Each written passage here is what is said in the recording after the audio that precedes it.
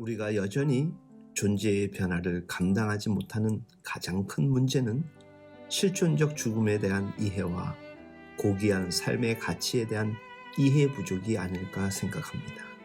우리 모두는 그리스도인으로 살아가지만 예수님의 죽음과 대속 뒤에 철저히 숨어 있을 때가 참 많습니다.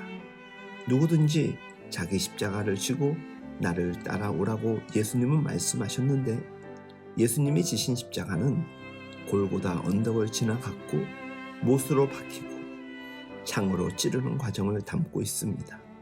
그리고 예수님을 죽음으로 이끌고 간 후 부활의 영광을 입게 됩니다.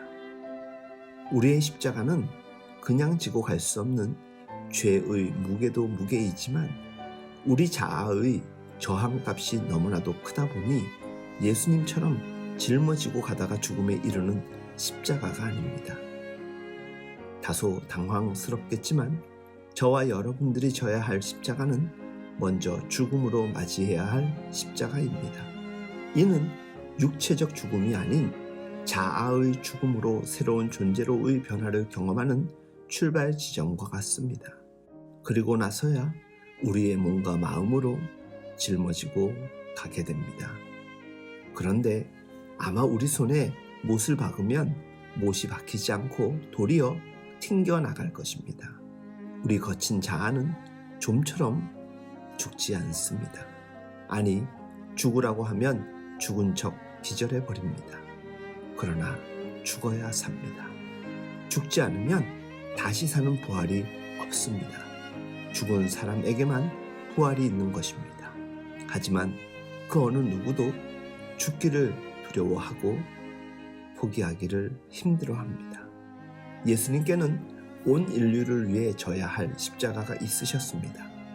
우리 모두에게도 각자에게 주어진 십자가가 있으니 피하지 말아야 합니다. 언제나 남의 십자가는 쉬워 보입니다. 남이 먹는 빵이 더 커 보이고 남이 하는 것은 다 좋아 보일 때가 많지 않습니까? 그러니 내가 져야 할 십자가가 있고 나의 존재 사명이 있음을 잊지 말아야 합니다. 가장 지기 힘든 것은 크고 무거운 십자가가 아니라 바로 나의 십자가입니다. 십자가가 구원과 소망의 의미만을 준다면 결코 자기 십자가를 져야 할 일을 어떤 이도 부정하지 않을 것입니다. 말 그대로 십자가가 구원과 소망만 있다면 모두가 그렇게 받아들일 것입니다. 하지만 십자가는 감당해야 할 무게와 거룩한 부담, 심지어 고통까지 따르기에 누구에게나 자기만의 십자가가 있음에도 사람들은 부정하는 것입니다. 우리는 반드시 십자가를 통과해야 합니다. 그래야 하나님의 영광에 이를 수가 있습니다. 십자가는 그저 하나님이 우리의 죄를 위해서 십자가에 못 박혀 돌아가셨다라는 사실로 우리의 내면에 감춰두거나 고백 정도로 숨겨버려서는 아니 됩니다. 십자가는 하나님이 아무 가치 없는 나를 살리기 위해 친히 죽기로 결정하신 것입니다. 하나님이 스스로를 포기하신 것이 바로 십자가입니다. 십자가는 여기서 출발합니다. 포기와 내려놓음. 어떤 사람은 부활이 기독교 신앙의 중심이라고 합니다. 물론 부활은 굉장히 중요합니다.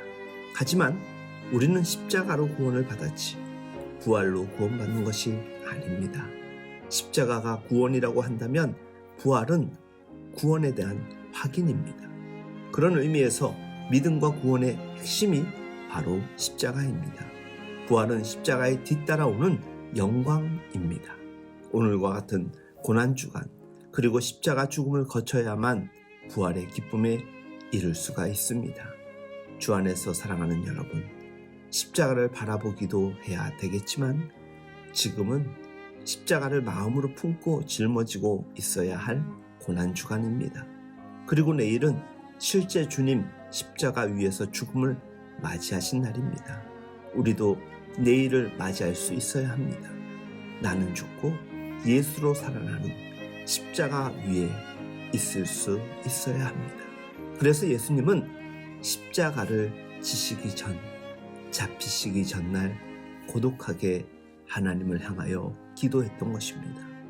십자가는 더 이상 우리에게 펜던트나 이미테이션, 소장품 정도가 아닌 진정 소유격으로서의 십자가, 나와 우리의 십자가가 될 수 있어야 합니다.